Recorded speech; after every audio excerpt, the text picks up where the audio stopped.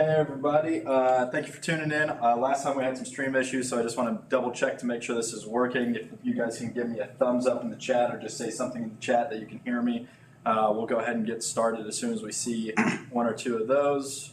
We'll go ahead and switch back over to my slides. Last time I got halfway through this and we had to restart and do it all over again, so I just want to make sure that all is live this time. I'm hearing it. You're hearing it? Awesome. Cool. All right, so my name is Emmett. I am a manager of engineering here at Black Airplane. I have a background in native Android and iOS development, and I've been using Flutter for over 3 years. Published over 12 different Flutter apps, and we have several more in progress. And I love Flutter so much that I also use it for my own personal projects. I want to give a quick shout out to Black Airplane, which is where we're doing this stream out of. I want to give them a shout out for giving us food, beer, and an awesome place to do this. Black Airplane is a leading development agency in the Southeast, and we have a special team of people that can produce top quality work and build pretty much anything these days. So, first off, before we get into the talk about MLKit today, I want to go over some notable Flutter Forward updates. Flutter Forward was the last Flutter conference, and they announced some new things, and they also told us a lot about some things that are still in progress. But let's run through these really quickly. So the first one is Material 3 support. They don't have complete Material 3 support, but they have migrated even more widgets over to Material 3. Material is the design system from Google. Pretty much all of their websites and everything are built using Material. All of their mobile apps are built using Material. And Material 3 is just the new design system that they've come out. Out of the box, Flutter uses Material 2, but if you want to use Material 3 and your theme data, you can just set a Boolean, use Material 3 to true, and you can start using all of these nice new widgets that are newly styled. They also have a new Flex color scheme package that offers greater flexibility when creating color schemes and gives some nice color schemes out of the box in case you aren't a designer and you don't have a good way to go create your own color scheme. The next one is adaptive layout, and this is a feature that allows developers to create applications that can adapt to different screen sizes and orientation. It's implemented using the media query class, which you've probably used before if you've made a responsive design. But this was interesting because it was specifically demoed on a foldable device running on a small and large screens, as well as concurrently alongside other applications. So Microsoft has actually been using Flutter to help develop for their new folding devices. So it's really exciting to kind of see that come to life. I don't personally have a folding device or have never used one. There's some debate that that's going to be the future, so if that is the future, it's great because Flutter's already supporting it early.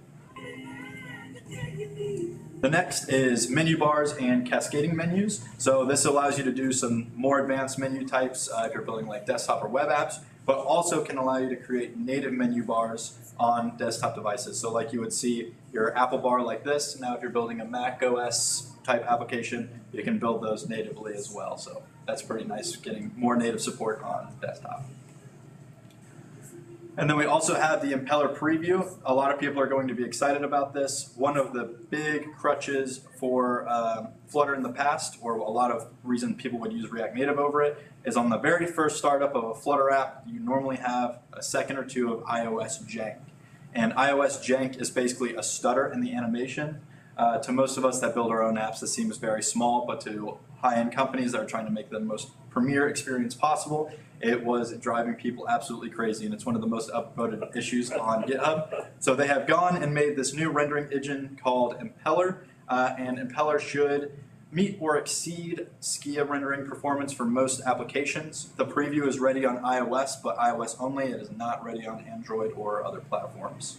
So, yep, excited about this. This should just improve performance all around, which is always good to have. And then next is a tooling update with iOS release validation. You can now validate iOS releases using the Flutter Doctor command, and this allows developers to check if their iOS apps have any potential issues before releasing them to the App Store. These are going to be things like when you would upload or completely release your app, go to upload the binary, and then it takes a second to process, and it comes back and says, you already uploaded this version code, or you're missing this in your info.p list. It'll help you check and validate for those things before you actually go do that, which is really handy. Randall also mentioned that eventually Material 2 will be deprecated and removed, so it's always good to try and stay on the forefront of things. Just keep in mind that not everything on Material 3 is implemented. All right. So today we're going to be talking about MLKit. First, let's talk about machine learning. What is machine learning? It's the use and development of computer systems that are able to learn and adapt without following explicit instructions. So, what is Google MLKit? MLKit brings Google's machine learning expertise to mobile developers in a powerful and easy-to-use package. Make your iOS and Android apps more engaging, personalized, and helpful with solutions that are optimized to run on device.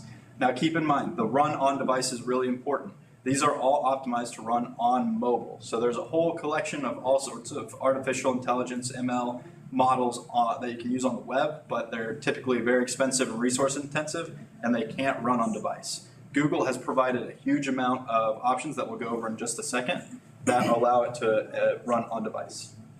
So why you should use MLKit? Number one, it's optimized for mobile. Number two, it's built by some of the smartest people in the world. They're leading in this industry with the Google expertise. And three, and you'll see this today in the demo that we're going to talk about, it is extremely easy to use. I set up this demo in an hour or less today, so it's very easy to use. So let's go over some of the different models that are available on device. First of which is barcode scanning. If you've ever wanted to build a barcode scanner, you can do this with the help of ML that will enhance its accuracy. You can also use this to do more advanced barcode scanning, like pulling a VIN off of a car barcode or something like that.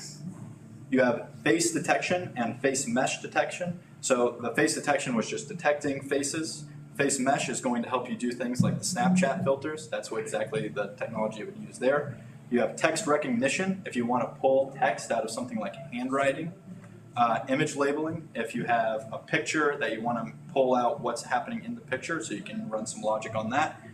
So their example here is typically a soccer player in a soccer stadium, and it's able to tell you things like it's in a stadium, it's a soccer player, soccer ball. And on top of that, they also have object detection and tracking, so it can tell you where in a frame something is happening and track something over several frames. They have digital ink recognition, which is similar to the handwriting detection. Pose detection, which is actually the demo we'll be doing today, which basically can track your whole body movements and tell you where they are using a camera.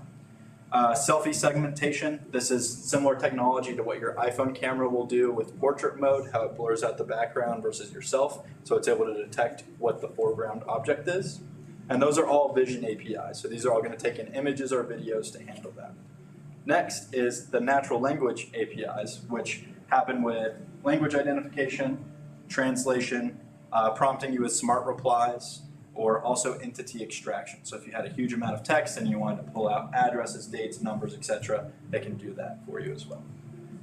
So as you can see, the MLKit is extremely capable, and some of these APIs are new. They're always adding to them. So definitely check these out. It's very capable, and it's a great way to add some really impressive features to your app very quickly. So today we're going to be talking about the pose detection example. So we're going to go over very briefly how to set up the MLKit for pose detection, some things to keep in mind when using MLKit, previewing the data that we are getting from MLKit, and also talk about some potential use cases for this kind of model.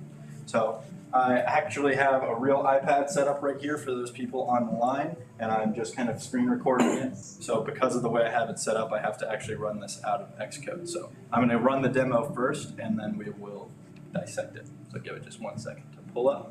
Hopefully all works well. Back over here. So as you can see, it pulls up the camera, and then these green dots will actually attach to places on my face, and the blinds and everything will follow the arms and hands. So this is all going off of just Google MLKit, and it's actually determining just off the image where my arms and shoulders are. Oh, and it just crashed, I think, because I'm trying to stream this at the same time. So 1 second. Yeah. Let me try and run this again. It does not like being streamed and ran at the same time. We'll talk about this more as we dissect the code, but these processes, especially when running them on streaming video, can be resource intensive. So if you're going to use this in a production application, you should consider things like rate limiting or making sure that it's only running as much as you need it to run to have your meaningful solution. So this is the code that we're going to dissect today. This is also on my GitHub, which I will add to the YouTube description after we finish here today. But it's very simple. We're only going over a couple files. So hopping into VS Code, I want to make sure this is large enough for you guys to see. I'm going to read these questions real quick. Not for the presentation particularly, but generic material. Am I the only one who got a ton of accessibility problems, for example, contrast in the pre-launch report of the Play Store? I have not done anything with accessibility for Material 3, Sava, so I'm not sure on that issue. But I would imagine that since it's largely in progress, you will have issues like that with Material 3. And then is the ML kit supersedes the old ML APIs like the Vision API? Yeah, I think the ML kit is just their new over-encompassing package, but you see it actually does have in this ML kit, Vision APIs is a subset of this new ML kit API. All right. I'm going to make this a little bit larger, just to make it easier to read. And the first thing that I'm going to go into is the home view. So this is really simple. All we're doing on the actual display logic here is we're displaying a camera preview, which was you seeing me on the screen, and then a custom painter. And the custom painter is responsible for painting the poses that we get. So we'll look into that in just a moment. But first, the bread and butter of actually setting this up happens in our controller here. So you basically have three main steps that are broken down into methods here. First, we're just using the normal camera package from Flutter to initialize a camera. So we have this function here that's going to first figure out available cameras. When you call these functions here, the initialize function will also automatically prompt for camera permission if you need to. But as we look for available cameras, I basically get a list. So all your devices now have several different types of cameras. You have multiple back cameras, front camera. Cameras 1 on this device for the demo is the front camera, which was the one looking at me. Using that, we set up a camera controller and we can set a resolution preset to max. This is just going to use the max resolution of the camera. As you saw with the memory issues or the streaming, if you're running on slower devices, they have different resolution presets here, so you could do something like medium or low, and it will tell you that this will give you a 640 by 480 on iOS, 720 by 480 on Android and web. So you can use this to tweak the settings on how you're actually going to use it in your application. A lot of the times when this is getting used, you might not actually show the user themselves, so you could get away with a lower resolution image if you wanted to. So, first step again, initialize the camera. We're not starting any kind of image stream here. We're just setting up this camera controller so that we can access it later. The second step is initializing the pose detector. So the pose detector is the actual portion from MLKit. This is just a class that you pull in and can set up. And it also has a couple different options. So you have a pose detection model, and you can do either accurate or base. In this case, I have accurate just because I want it as close to where my actual body was for the example. And then we also have a mode, which is stream. But if you were going to use this on still images, you can do that as well. So using those options, we just pass it into the pose detector, and this is what we're actually going to use to process the image. Let's go back to our initializing method. And the last thing we do is we actually call start pose detection. So for this, all we do is we go to our camera controller, we start an image stream, which is going to give us a camera image. Now, per the docs, the image that comes out of the camera plugin is slightly different than the image that's used on the input. So we have this basically create an input image from a camera image method that we use to do some conversions here. You can also add some rotation if you have needs for that for the ML model that you're using. But it basically is all documented by MLKit, and we just convert the camera image into an input image using their guidelines, and then we just pass that into the pose detector's process image method. And what this does is this is going to give us a list of those poses. So what is a pose? A pose is going to be a moment in time that actually has what they call landmarks. So you can actually get into a pose, for example. Let's do 2 poses, just so I can show you. They have landmarks on them. So a landmark is basically it's going to be a type. So it actually knows, like, if you wanted to look for an ear, or if you wanted to look for a nose, or left wrist, or right wrist, or elbows, or whatever you're looking for out of the pose detection, you could then access it by doing, let's see, what is it called? A pose landmark type. And I could pull out the left ear if I was looking specifically for this position for whatever reason, or whatever item that you wanted to pull out. So with the new poses, you can then, I just assign them to a variable to update our UI here, and then we pass them over to the painter. This pose painter is exactly out of the example project that Google ML-Kit provides. And all this does is it's taking those poses and it's using a custom painter to paint those lines and dots that you saw on the screen. So it uses the absolute image size here and the rotation that you cast on the image to convert the pose coordinates to screen coordinates to accurately overlay it on the image. So just to recap here, in the controller, really setting up any of the Vision APIs is very simple, and the process is almost identical for any Vision API that you have. You're always going to get out some sort of landmark type model where it's going to have the data that you're looking for, and you just have to pass it input images into whatever the detector is that you're using. So that pretty much encapsulates our ML-Kit example. Do we have any questions on ML-Kit?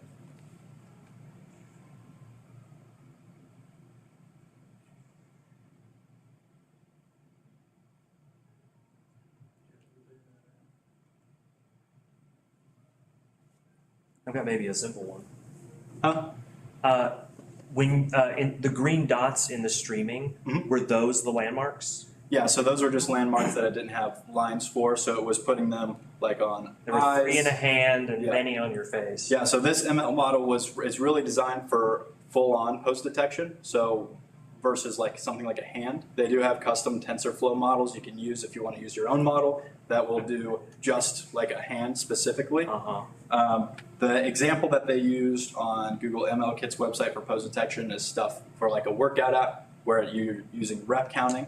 You're doing push-ups in front of a camera, and using machine learning, it's able to count your reps for you to ensure you did the exercise.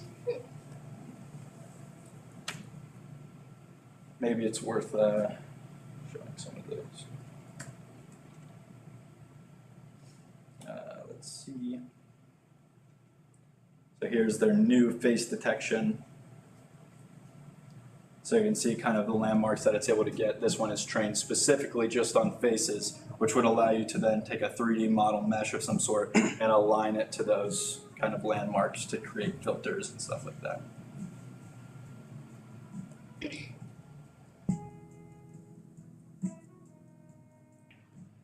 Image labeling. So here's the soccer example, and it'll actually give you confidence on how confident is it in each thing existing in here. So it's 92% confident that's a stadium, 75% confidence is related to sports, etc. And we've helped Google do that every time we prove that we're not a robot. Yeah, Google uses reCAPTCHA specifically to train the image labeling. Yeah.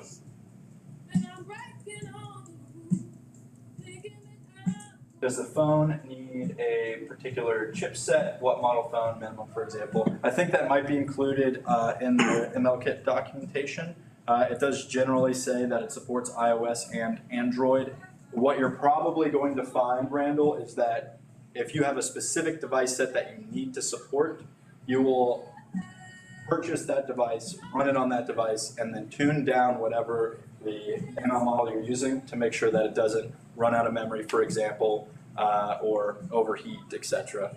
We've used this in a couple projects here, and we've had both memory issues with pose detection specifically, and also overheating issues. For our project, our devices will always be plugged in, so we didn't have battery issues per se, but you would have a battery issue if you were just going to be constantly running MLKit at its max capabilities.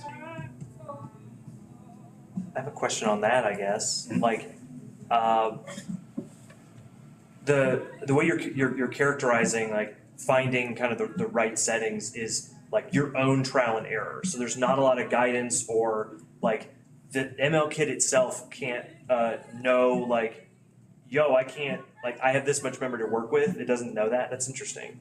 Yeah, that's why you get some of the settings here, like Max and the medium. I'm determining to do the presets here, or I'm determining to go accurate over base. So it will be up for you to determine. Interesting. Okay. Now you may be able to use some other Flutter packages like Device Info Plus maybe could give you some benchmarks on this device. Able to map it to those settings. Yeah. No, I don't know. I guess I would like ideally expect some awareness of this kit to like be able to know when you're trying to boil the device, but I don't know. There are a lot of things that this does do well. So we've also tried the TensorFlow custom, bring in your own TensorFlow model, and you have to deal with running it in basically like a background process, and this does manage all of that for you. So you do get a lot of ease of use out of it. So it is better than alternative options, but I agree with you. A way it could be improved is just determine the performance itself. Interesting.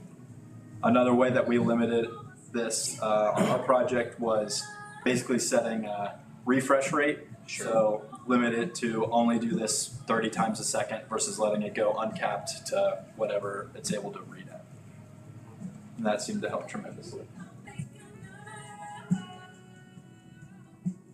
Yes, we do have music playing in the background. I can actually pause it real quick. Is it not pleasant?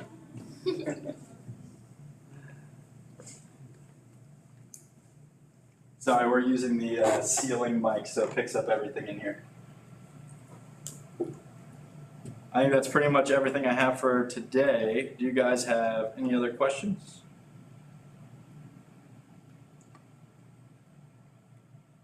Also, next time we are going to be doing a Flutter showcase, not of personal projects, but we're actually going to go through the Flutter showcase website and talk about some of the biggest companies that are using Flutter and why they're using Flutter, as well as we might touch on some apps that actually won Apple Awards for like Best App of the Year and design and stuff that were all built with Flutter. What if there's no data connection, Saba? I do believe some of the models have offline capability. So most of these are a prepackaged T-Flight type model, so they will actually run offline.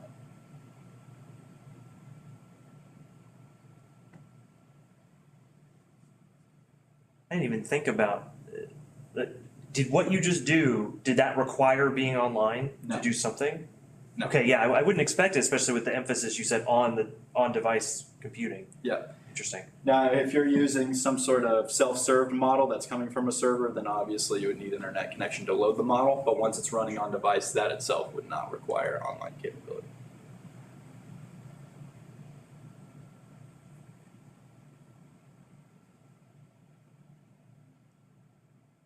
Awesome. Well, thank you guys so much for tuning in online. We'll be back next month with the showcase.